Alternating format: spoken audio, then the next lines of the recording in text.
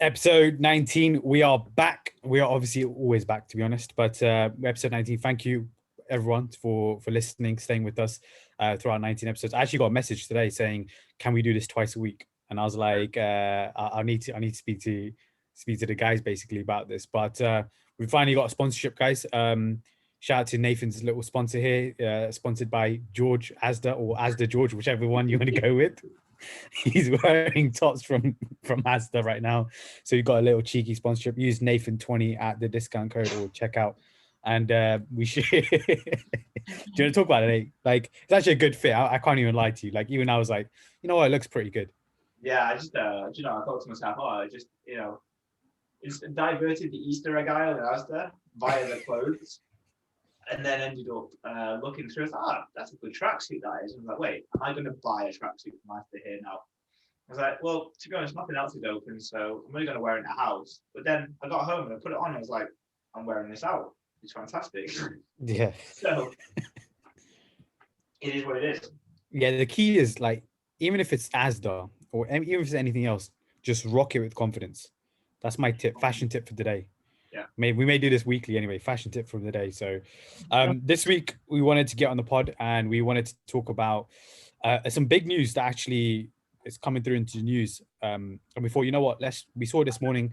We thought, let's talk about it. And basically, should you be rewarded? Going into the gym from a money perspective. Is this the best way to tackle obesity? So, Nate, do you wanna kick this off? Because I know behind the scenes you just told me like you've got a big opinion on this. So fire away, my friend. So from a business owner's perspective, it's absolutely fantastic because we're going to pay people to pay you to pay your bills because other people want to go to the gym. It sounds absolutely fantastic from a business owner perspective. But if we're looking at from a what I don't know in any other industry or anywhere else that when you incentivize something like this or health, then it actually becomes a good strategy or it becomes something that is longer term. It's like the help out to eat out scheme. Did that increase then revenues over the long term? Like, are still people utilizing the same restaurants now as they did 6 months ago? My thought process would be probably not, or not as frequently anyway. So therefore, it's not a longer term strategy. Those people that will be able to afford, like let's say for example, will be able to get discounted rates at a leisure centre. What happens when that money dries out and they can't afford the £50 to £60? What happens when people can't afford the coaching or the personal training? It's just another short-term measure, in my opinion, to get people moving, and it feels like they're doing something. But when you really look at the research and you really look at what makes longer-term change, it's actually something that you can do daily or every other day, and you're not going to be able to do that if you can't afford the measure that you've just started. Like it's like having a golf membership for 3 months and having free clubs and free lessons, and then after the 3 month period, you still don't know how to swing the ball. You're not got access to the golf club, and all you got now is a memory of going for golf for 3 months. It's as useful as playing with golf clubs without balls. It's going to be great for 3 months, but then if you're looking at developing something like golf, it has to take years to get a better swing. Like fitness, you have to take months and months of practice to get better at those things that you struggle with. And just going to the gym doesn't make you healthier. It just means that you can eat more. Yeah. If you burn more calories, like of course it's better that people go there for the mental health and whatnot. But by going to the gym, it doesn't by virtue give you a better mental health. It's a combination of all different factors that allow you to do that. If people are feeling like shit at home, yeah, they go to the gym, you might feel a little bit better, but it's not the be all and end all for mental health. It's like it comes as a package, right? It's eating better because you went to the gym. It's feeling better because you tested yourself, but then also drank loads of water and got focused on your sleep because you're probably going to the gym at 6 or 7 a.m. in the morning for most people. There's like a cascading effect that one part of the system is great, but it doesn't solve the system. Whereas that's what they're trying to do, right? In my eyes, they should try and solve the system, which I don't know what the answer is, but I know that this is a short-term measure, and I don't know if it's going to stay long-term. What do you think? So for me, again, it's like how much will they really value it, like you said, in the long term, right? So it's like, it's all great paying people, and how long does it last? I've got loads of questions around this. It's like, is it 2 weeks? Is it 1 week? Is it 3 months? Is it 6 months? Is it a year? Right? Because how long does it really last, right? If you do it for, like, let's say it's a 12-week thing where you're like, okay, we're going to partner up with this gym, and then if you go there, how many visits you go, you get paid whatever it is. Like, it's all great for that moment in the short term, but it doesn't solve the problem of obesity. That problem is still going to be there regardless of you pay people or not. And that's a long-term change in my opinion, and it's also something that the government should be looking into. I don't know if they will be looking into, truth be told. Obviously, it'll be a lot of like counterproductive things that'll happen this summer, right? It'll be, let's tackle obesity, then it'll be, let's do the eat out help out scheme once again, or something like that, because it will just be like it'll be, again, everyone will be like all over the place with it, right? We won't know what we're going to be doing with that. So like, I personally don't think it'll work. I think it'll work short term to get people going potentially to the gym, because they're like, I'm getting paid for this. Like, who wouldn't like to get some money for it, right? So they'll be like, I want to go to the gym, but I don't know what it means in the long term. Like, and I also don't know how long it will last. So for me, like, it's like a yes and no. Like, you'll still be back at square one. It's like a yo-yo, right? You do the paleo, you may drop a bit of weight, great, but I don't know what the after. Do you still gain 10 kilos again? Like, or do you get worse than that? Is my question to this. So I don't see it improving. In fact, I just see potentially even just getting worse in the future, because you'll have like a rebounding effect to this. So what do you think about this, Emily? Because obviously I know you're in Sweden right now. Things are a bit different there, but yeah, how are you finding it? What, the English Yeah, system? this law, yeah. Well, there were two things that popped into my head when you guys were talking, and one of them would be, why would you pay someone? Why wouldn't you incentivize it by actually making it cheaper to actually go? Because they still probably would have to pay for a membership, which then would, like, why not then incentivize people like, hey, we're willing to pay for X membership or whatever, and say, we pay for you to do that, not here's money because you go. And then there's no regulation of like, sure, I show up at the gym and I sit on a Bosu ball for half an hour and then I walk home again. Like, yeah. Here's my £50. yeah, exactly. So that, like, how are you going to actually measure what people do when they actually get there? Because people always want to find ways of making money, and this will be an excuse for a lot of people to make money for maybe the wrong reasons, to not actually have an intention of going or actually doing what they're supposed to do with that money, which is to create better health. So that's like my first kind of question.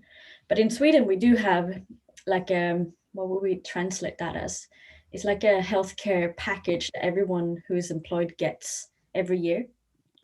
It's not a lot of money, but people get money towards health, where you get to spend that in a place, and it has to be within like a framework. So it could be towards a gym membership, it could be towards physiotherapy if that's what you need. So everyone gets, I think it's not much, it's like maybe £300 or something yearly that they get to spend towards their health. So maybe something like that will be more beneficial. Like, hey, you find what you want to do. Is it Zumba? Cool, here's the Zumba, you go and do that, and we can give you £300, whatever it would be, for you to sign up and use that. If it would be gym, it could be gym. If it would be physio, whatever it could be for your health, that works here in Sweden, and I think that would be a better measure of going, cool. But then you actually have to go, you pay it yourself and you get the money back from the government. So it's not like they just give you money into your account and then you pretend that you go and sign up. It's like, no, you go, you sign up, you show the receipt, then you get your money back. Yeah, it's like an expense, right? Yeah, so you actually have to go and take that action to sign up to get that money back. So it works in Sweden to a certain extent. We still have rising obesity here as well, but yeah, that, I guess that's really my input to it.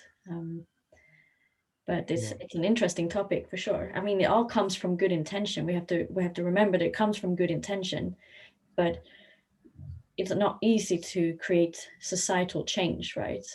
And it's like, I guess they're trying different avenues, and they're at least discussing different avenues, which is a good thing. We have to remember that that's a good thing. Whether it's going to be the right thing or the thing that works, that's a different thing. But the intention is still to create a healthier society. So we can think whatever we want about it, but they have good intentions. Yeah, I mean, look, I respect the intentions. Yeah. It's the execution that I also would want to respect as well. So like, it's like how would you execute it, and also the long-term damage to it potentially, right? Because there's also going to be, like I said, anything to do with dieting or anything to do with like, there's going to be, okay, get them to the gyms, but what is it? Is there going to be something in nutrition? And we can actually discuss this as well, go deeper in terms of like food choices in supermarkets. If you look at healthy foods, typically way more expensive. You buy a little chocolate bar, could be 50p, right? It's that crazy aspect. So why don't we just start with food choices instead, right? Why do we have, like, gyms are great, don't get me wrong, and the whole that industry side of things is perfect, but like the food side of things has been, take away COVID, the last 10 years it's still been a shambolic, nature with that side of things, right? Like you can go buy Haribo's 50p if you wanted to. Yeah. But for example, a protein bar, it could be £2.50. And even if you think about like other foods, vegetables are still, some of them are still expensive. Blueberries are £2 at times. And then, that's the comparison that I'm kind of thinking of right now. So I think let's dive deep into the food side of things. Like, that's the real issue, isn't it? If you think about obesity and over time, and why is food more expensive effectively? Or let's say healthy foods are far more expensive than anything else, right? I would look at it a little bit different. I wouldn't say they're expensive. I would say the other stuff is cheap and mass produced. Yeah, mass Right? produced. That's the thing. And we always have to look at that. Whilst the intentions are good, the intentions of that industry, a supermarket, is to get high palatable foods into their supermarket so people will go and buy them. But if we never knew that those existed, we'd all be choosing only what we know, right? It's that element of either decision fatigue, and the more decisions you have, the more likelihood of making shit decisions. But if there was only ever you walked into a supermarket and there was only ever vegetables, proteins, and a one aisle of all of these different variations instead of 19 of them, there would be a higher level society of health, right? Because you can't really 100%. overeat on broccoli. But the nature in which we are now is that because we've giveth, we can't take away without there being the level of like, oh, well, you're taking away our freedom. It's like, well, actually 20 years ago, you didn't even know these existed. Yeah, you guys should go to Cuba and see what that's like. It's like you Yeah. get one of each. It's like, oh, you want bread? Here's the white one. Oh, you want some beans? You got one brand. That's it. And I think we're spoiled. And I think I wouldn't be opposed, and this is not coming from a health perspective, but I wouldn't be opposed to taking away the frivolous nature of how much stuff people in supermarkets could stock and making it easy and not affordable, because it's always going to be based on health. But everyone would have if you had less choices of processed food, therefore the amount of shopping you would have would be choice dependent on the fresh stuff, right? Yeah. And then if you took away that processed nature, people then couldn't complain about having high levels of shopping bills because it would be the only choice. And instead of spending their money on cigarettes and alcohol, they'd be or fucking Prada shoes when they live in a council house. You're going to be paying money on food and health stuff by nature, right? But we can't go backwards, because backwards is always taken as restriction, because everyone in this moment in time has this amount of food. If you take it away, therefore it's a restriction, as opposed to 50 years ago when the rations happened, or whenever it was, World War, that's what they were given and that is it. And that's why that generation of grandfathers and grandpas, like, you get what you're given. That was made from that generation of people that just had no other choice but to do that. And I think that the only thing that you can do now is regulate the variety and ratios that you get within a supermarket to really formalize health, because you have to give people choice, because you've created choice now. It wasn't available back in the day, but now it is. So therefore we have to respect choice, but with choice you have to have some level of structure around it, and there has to be some level of, no more fucking Walker's variations. Like, you've got 12 flavors, you don't need 15. Or these snack packs or the Pringles, you don't need to make a mile one, or you don't need to make Jaffa cakes that are a meter long. Like, you don't need that. So therefore there should be some regulations in place to be like, you're just taking the piss with produced food at the moment. Like, if a Jaffa cake pack is 12, that stays at 12. It doesn't turn into 20, because you're buying it or you're making it so that people eat those 20 in one go, so that they go and buy another pack.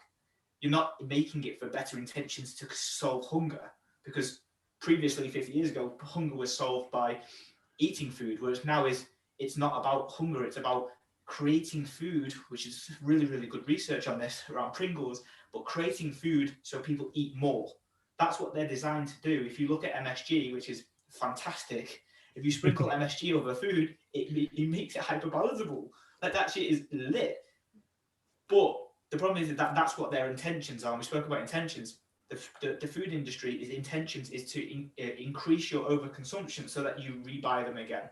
It has never been, or has never been for the last 10, 15 years, based on, I want to solve a health problem, or I want to provide the best solution.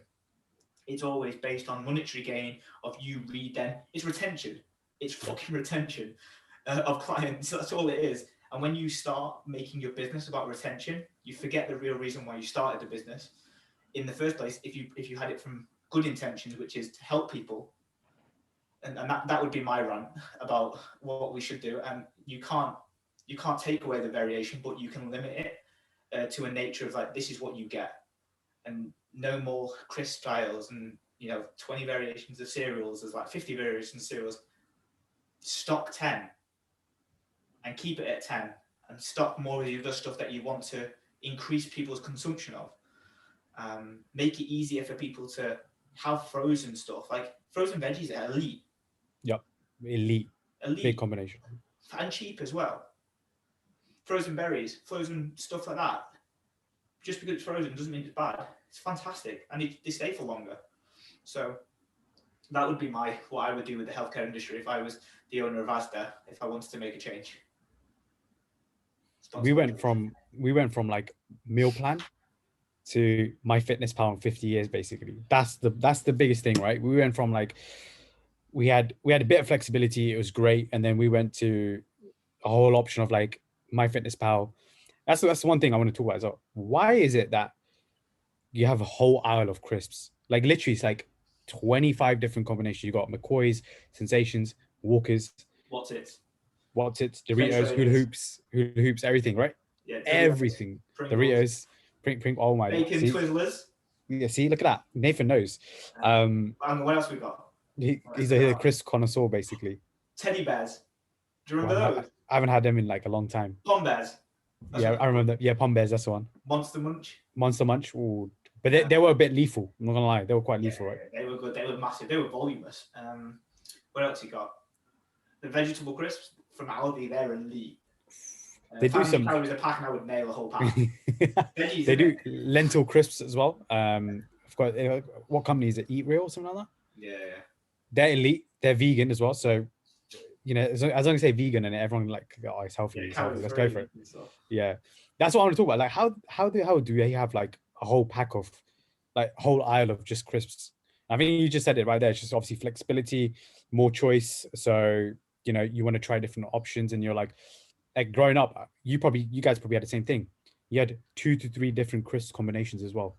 Like, I know I had Walkers, McCoy's, and a big pack of Sensations.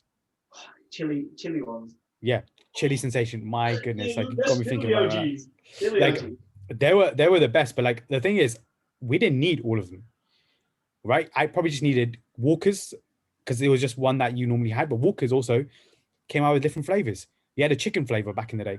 Do you remember that? Chicken wrapped in blankets? Yeah, that's what I'm saying. Ketchup. What was the other one? Beef jerky.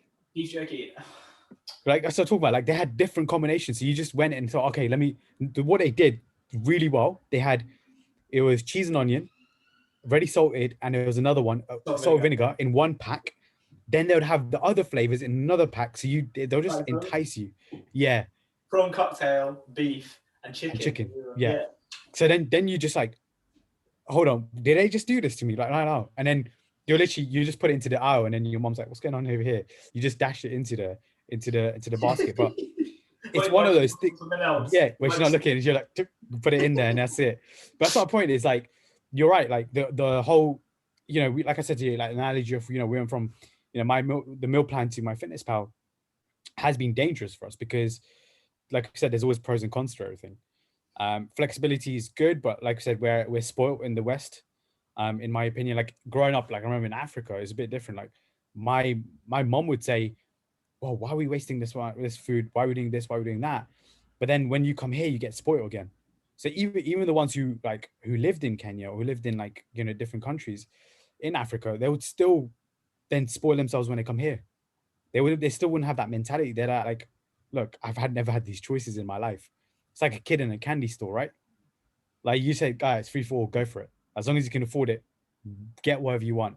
Yeah. And that's the issue. It's like obesity is rising because of just choice now, more than anything else. People want to try, like we just spoke about crisps there, and we were just like, whoa, whoa, whoa, whoa, whoa. Like everyone's doing the same thing. Cakes. There's the aisles of cakes nowadays in like Sainsbury's. Mr. Kiplin's an absolute killing. Mr. Kiplin, That's what I'm saying. He's the reason for obesity. Let's fucking chin Mr. Kiplin. Let's take his statue down. Do you know how he did around Black Lives Matter? Let's take Mr. Kiplin's statue down. No more cakes. That's what we're gonna say to him. No more cakes. Oh, cherry bakewells, fuck off. I stand with obesity. That's what it is. But that's the problem, right? It's just too many options at the moment. And what's the situation like then, Sweden? Like, is there still loads of options, or is it like, look, it's not the same as England, or is it very, very similar? I can imagine Scandinavian countries are a bit different. It is not as bad, like not at all. Like we have a lot of them, but it's crazy the difference. But we are more a sweets pick and mix country. You know, if you haven't been to Sweden and eaten the sweets that we have and the chocolates, like the chocolate options are like surreal. So we definitely have a lot more sugar in our diet. If we're going to say that, you get the like the meal deal, right? We don't really have a meal deal, so we we didn't eat a lot of crisps when I was a kid, but maybe that was just my family. But I don't think it's that big. Not the same way. Actually, I was never a big crisp person, but I do remember trying those prawn cocktails. My God. Yeah. Wait, okay, let's talk about it, actually your experience when you moved to England for the first time, because you had more choice now, right? So did it change some of the things? Like, let's say some of the new foods you tasted, different crisp sensations, Doritos or Pringles, and then you didn't have them when you're young, and then you started having them. Was it like a mind-blowing effect, and you're like, holy crap, this is unreal? Or you just like, look, it's okay, it's all right, I'm gonna get on with it? I don't necessarily like crisps, so I like when I would have it, it's like, oh yeah, it's nice, but it's not something that I want. I don't crave crisps the way that a lot of people might be craving. You know, when you talk to them, what can't you live without? It's like, oh, I love my crisp, or I love my chips, or yeah, no, for me it was more the sugar, but that was a good thing because in London it's like fucking shit sugar. Like there's no pick and mix. You have to go to the cinema. So they got 5 different. You get to choose from like 5 different hard candies or something, and or you have to buy bags, but it's still not the same. Like the quality just does not compare. Which has been an issue moving back to Sweden. Actually, it's been tough time to move back, I'm gonna say. my leggings are a little bit tight at the moment, and I was going to say that pick and mix. The cure for obesity now is to just put all food shopping in a cinema, because you know those pick and mixes are like fucking expensive. Is like that why Woolworths shut down? Yeah, well, everyone just used to steal, including me, used to steal from Woolworths. Yeah. I used to do the same shit. You'd eat them as you go around, and then you just have you buy like 50p's worth of strawberries. Yeah. The thing is, people just used to, like, I remember now, like, think about it's COVID times, right? But people used to just put their hand in, and that's it. And just bring it back out, and you're like, and the thing is, you look around thinking no one see me. There's a whole CCTV in front of me right there. Yeah. But luckily, I never got caught. But if I did, could have been my online coaching career over and done with it at 9 years old. So what do you think about the sugar tax then? Like, obviously, there's this talks about sugar tax getting included into the future with our kind of government. What are your thoughts on it? Is it the same thing as like what we just said about, paying people with the gym stuff? But I guess this one's slightly different. What's your thoughts on it, Em? I think it's hard because the people who should be taxed are the one creating and importing, right? It shouldn't be the consumer. It shouldn't be like, it should be so expensive for companies to create this bullshit pop toxin that people eat that they don't want to produce so much of it. Like that should be incentive. Like make it hard for the people who create these issues, not the people who are stuck with it, kind of thing. Because people are still always going to eat it. Like it's very addictive. It's never going to be not cheap. So make it hard for the people who are actually creating it. That's like how I would, if I could solve the world's problem. Don't punish the people. Punish the people who actually create the problem. Imagine you get sugar drug dealers. Imagine that. It's like prohibition, Yeah. 1920s, whatever again. Yeah. Yo, what you got for me this week? Yeah, I got pick and mix. I've got the whole collection. What's my hit? Yeah. But I will be willing to pay it. Like, that's the thing. Like, I'm willing to pay for something expensive if I really want it. And so, yeah. So maybe the consumer should be paying more, because then it's like, oh, but then I know that I'm just going to not buy as much. I don't know. It's a tricky one. I've seen the recently on obesity and also carbohydrate intake. I don't know if you've seen that, but basically to around about 2005, 2008, obesity and carbohydrate intake were actually matched in terms of their rise together. Like carbohydrate and sugar intake was matched at the same level of obesity. But 2005 to 2008, carbs, or the utilization of sugars and the intake, actually dropped off massively, but obesity kept on rising. So we know that from a sugar perspective, it's not the sugar that is causing this level of obesity. It is an overconsumption of calories that does combine into those sugar elements, but it's more the real factors when it comes to obesity is probably hyperpalatable foods, cost of foods, habitual patterns of food, family that you're around or environment that you're in, and what they buy and what you're involved in, and then obviously things like once you've had it, then it's like emotions and triggering those areas of like food intake. So for me personally, it doesn't make sense to tax sugar. I would do something like I said before, where you like ration the amount that you can have. So let's say every store can have 20 variations of crisps, and then put a waiting list. Be like, get McCoy's or like other companies, when the other company like, oh, they want to buy them out. So like it's like Argos, go to the counter and get your hit. Like they'll email you when it arrives. So you get you're on the waiting list. By the way, McCoy's is in store. Get in quick. 5 minutes time. Well, it's more like, there's top 10 brands, and let's say, for example, like Selfridges, where Selfridges will stock the top 10 brands of like t-shirts for males: Tommy Hilfiger, Michael Kors, Gucci, Prada. But let's say if then Selfridges became, started stocking George and started stocking Primark, things would diversify loads, and all that choice, and then no one would buy those top of tier stuff because everything would choose the cheaper ones for the most part.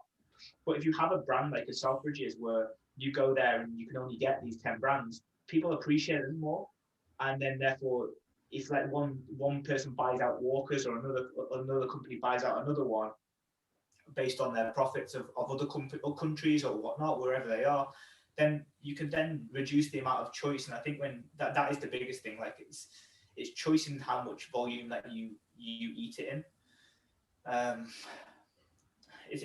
It's such a difficult task talking about levels of obesity without having a conversation about at what point does someone need to take the ownership to say, I'm eating like shit, or I'm not in the best health position, or like, I have a health condition. Why don't I sort this out? Yeah. And maybe tracking that as a variable of like, okay, what would that person do if they wanted to get help? And then maybe looking at the journey of that person and being like, I need to get help, where do they go? And if you track it now, it goes GP for a 7 minute conversation, and then they get referred to a dietitian, which is probably a 2-month, 3-month waiting list. They'll go to the dietitian, get told that they're fat, which they already know, and then they'll get told, try and do X, Y, and Z with their food intake. They may even put them on metformin, other things like that, to kind of do it from a medical perspective. And then they'll go away, and then they'll come and implement that over a 3-month period, and that's what they get. For some GPs, some other healthcare like practitioners and clinics, they will work with places like Weight Watchers and work with Slimming World and companies like that will refer out to those places, so that they get a free spot based on the GPs or the clinic's allowance of money that they get from the government. and therefore they'll get that reference point to go to that point.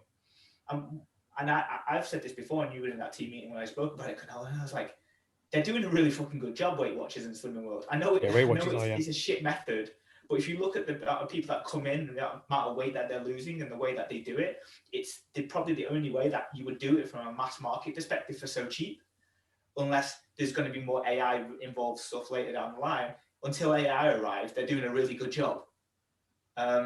So you got to look at that chain, and then that's what you've got to optimize, because it's the education so that that person knows that when they go to that supermarket that is full of choice, that they need to have that self-accountability to make the different choice. And then from the other side of the spectrum, you start looking at the groceries and the supermarkets, and then together you refine both ends, and you get a system that potentially could get better. Yeah, I think it's like you remember the show Big Fat Loser or something like that? Yeah, Biggest Loser. Yeah, you know when they drop like 100 pounds or something like that. That was, I don't know what to make of that one, because I feel like that created some good awareness when it first came out, because people then watched it, and it was also like the heaviest of the heavies, right? It wasn't like someone has dropped 10 kilos and you went on that show. It was, you drop 100 kilos, love, and that was really it. You're dead next week type of thing. Yeah. I think what you said there was correct. Like sometimes it has to come within you. Like it has to be. The thing is, even if it's within you, right? Some of the I've heard people say, look, I don't even lose weight. I just want to live my life. And if I'm fat, I'm fat. If I'm gonna die, I'm gonna, have that mentality, which is like, look, we're all gonna die kind of thing, which is a bit sad. But at the same time, it's like, they don't care about how they look, or they don't care about their health conditions. They're like, look, at the moment, life is good. And then if I go tomorrow, I go tomorrow. It's one of those situations, right? So I think just more awareness in terms of like potentially. I remember 10 years ago, there's a lot. I don't watch TV too much now anyway, so I don't know if like that TV show is still on, etc. That Big Fat Losers, I used to watch a lot. It actually got me intrigued into fitness, truth be told, because like this is pretty cool. But I got inspired by them, the biggest lot, because it wasn't just over a short period of time. Like they would always go back to them like a year later, and then a year and a half later, and then they'll like recap it in a 60-minute episode. It was always quite cool to me, because I was like, wow, they've done really, really well to this. But if they do like a nationwide approach, forget a TV show, but nationwide approach, I know obviously Weight Watchers is doing that, which you came back with the research that actually, you know what, they're doing pretty good. I remember that that meeting as well, when you said, look, they're actually killing it right now. I just think we also need like a leader who's into fitness. I think that's another big thing. Like Arnie, when Arnie took over as the governor of California, fitness was a huge part in Cali, right? He made a huge part because obviously with his whole, I'm a bodybuilder, I did this, did that. He's big on health anyway. Imagine if we had a prime minister who went to the gym, who did a photo shoot, for example, and he goes, look, this is who I am right now. It would be a completely different ball game, in my opinion. So it comes also down to like leadership, and then because we all follow the leader as well, right? If Boris Johnson is like, we know he's not in the best shape of his life, right? He's nowhere near it. So most people are not gonna be like, oh look, I'm inspired by this guy right now. That's another thing. So I think it's come down to also leadership, but also what's going on around us environmentally, and then it comes down to your own kind of, you can call it the why, but also like your inner drive, like how badly do you really want it? Because there's not everyone's going to want it, right? Same thing as like not everyone's going to be entrepreneur. Like you may want it, but if you're not going to put in the work, forget about it. Yeah. That's the deal here. Yeah, you can go through your life and make those choices to be either better or worse. That's totally on you. But it's that personal accountability to say, actually, well, yeah, I'm making these poorer decisions, but you then can't complain that you're then, let's say, for example, if the NHS wasn't free, and I think for sometimes I wish it wasn't for some people to be like, oh, I can't go and have a triple heart bypass because I'm 150 kilos, or I can't go and have these things because there has to be a price to pay. And we know that the buy-in when you pay money is higher for any type of service that you utilize. And like, let's say if you had to pay for your GP stuff, let's say if you had to pay for your dietitian stuff, or let's pay for your medication. I know that some people do, but it's only £7 or £9 or something like that. Let's say if you had to pay £100 out of your pocket that you were getting from, there wasn't a benefit, there was just that you working, etc. Are people going to take more responsibility when they have to fork out for that? is that going to create a better economy? Is that going to create a better health economy? Because I know a lot of people in America right now, they lose weight to get under the brackets to have medical insurance. Now, given the higher brackets here is like, 95 to 100 kilos, that's okay. But if they're at 130, them trying to get to that 95 bracket so that they can have private medical insurance is great. And let's say if we had that in our country, and I know some people do, like I've got a guy who's like, my corporation or my business will, I'll be able to get private medical insurance if I sit underneath this body weight.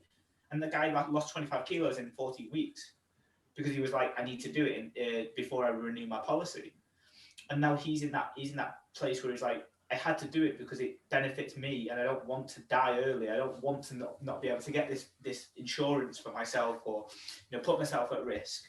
So it's more like, can you create something like that from the lower tiers of people that are in the social economic refinement of like they haven't got that much money to play with.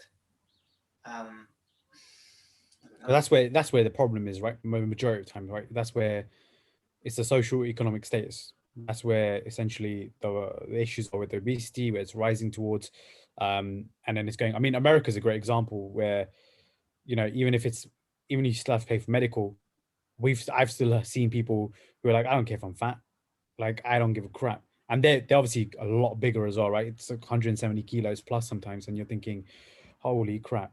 If we go, let's say if we went to Texas tomorrow, then we would be like, what is going on over here, my friend? So it's that situation overall. But I think we can obviously discuss American obesity potentially in the next episode. Who knows? Any closing thoughts, Em?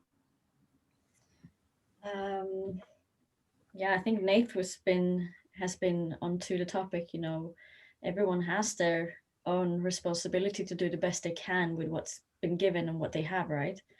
And it's such a tough conversation because it is a money situation. Some choices are, but you can skip the sweets. Like buying apples is not that much more expensive if you're probably going to only eat one apple. You're not going to chug down loads of apples. And also seasonal stuff, you can find better solutions. Everyone can find better solutions, right? But if we're gonna rotate back to how we started, I think the incentive to pay someone to go to the gym, as you guys said, is not going to be the solution long term, because it's not the intrinsic drive, right? It's not the I do this for myself. It's like I do it for something else. Yeah, those are just my thoughts. Yeah, if someone's paying you to get into like shape or get you out of the house, then don't do it. That's my advice. Just simple as that, because it just wouldn't work for you in the long term. Like it may get you moving there, and who knows? To be fair, like I may contradict myself now and say, look, actually, could be good because it's got them moving, and then it's also like had the epiphany of like, oh my god, this is it amazing. Could be a domino this is effect, what I actually right? needed. You find the one thing that's going to flip the first domino, and it might work for 30% of the population. So was it bad? Probably not. Potentially. We obviously don't know yet.